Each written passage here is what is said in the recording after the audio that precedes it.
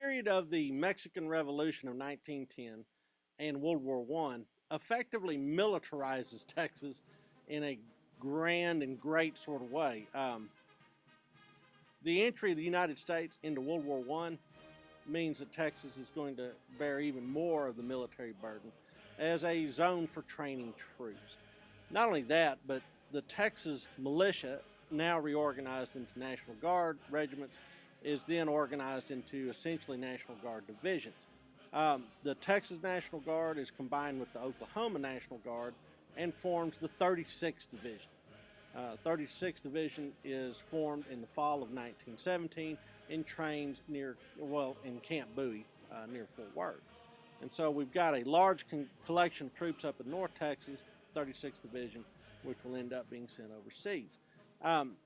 Military aviation also picks up during World War I, and San Antonio becomes one of the great hubs, as does Benbrook Army Airfield south of Fort Worth.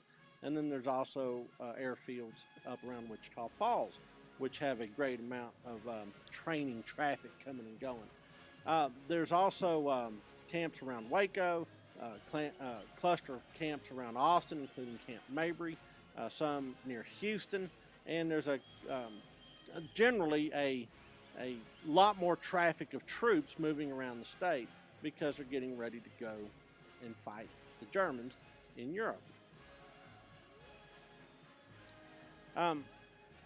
There was always rumors of some sort of Mexican-German alliance. And in fact, there's an incident known as the Zimmermann telegram, which implied that Mexico and Germany had made a pact that if Mexico could distract the United States and keep them busy and out of the war, that Germany would reward Mexico by coming to their assistance and helping Mexico regain its lost territory in the American Southwest. That all proved to be exaggerated, and it would have been pretty tough to pull off. So, want to address that while we can, but let's talk about troops that leave Texas that go over to Europe to fight the German and Austrian alliance. The 36th Division we've talked about. That's the National Guard guys. They go to France.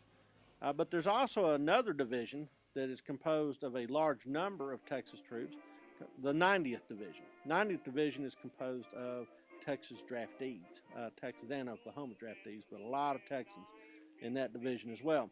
They also go to France. So there's two divisions that have a very heavy leavening of Texas troops in them that go and fight in France. And then the 42nd Division, the Rainbow Division, also goes to France, and it has a pretty good amount of Texas draftees among its ranks. By the end of the war, 1 million Texans will have registered for the draft, registered to serve in the United States military in World War I. And of those 1 million that registered, 200,000 actually served. So clearly these Texas troops serve in France, but where in France? The 36th Division arrives in the summer of 1918 and serves in the Champagne sector around the city of Reims. This is actually, they're attached to the French Fourth Army, and in that capacity fight against German positions along Mont Blanc Ridge, which is west of the Argonne Forest. So the 36th Division is really more closely aligned with a French army than with the rest of the American army. The 90th Division, we talked about them, draftees. They served with the American Expeditionary Force under General John J. Pershing in the St. Mihiel salient south of Verdun, and then in the fall of 1918, they are shifted and participate in the Meuse-Argonne campaign, which is the last great campaign against the Germans in that part of France. The 42nd Division actually serves between the 90th and the Meuse Valley and the 36th over on the Champagne sector. The 42nd Division serves right in the middle of the Argonne Forest. And so, again, more Texans are involved in a very famous sector of the Western Front in 1918.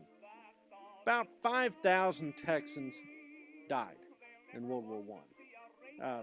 Many of these are combat casualties, clearly, but also many of them are caught up in the Great Flu epidemic that breaks out in 1918 and 1919. Of the Texans that served, 3 of them earned the Medal of Honor. One, Daniel Edwards Jr.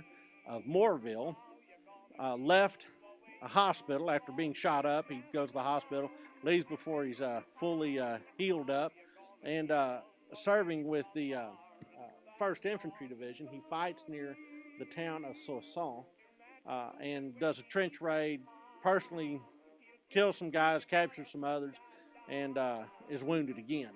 So it's a brave act of daring do that earns him the Medal of Honor. David E. Hayden was a member of the 6th Marines.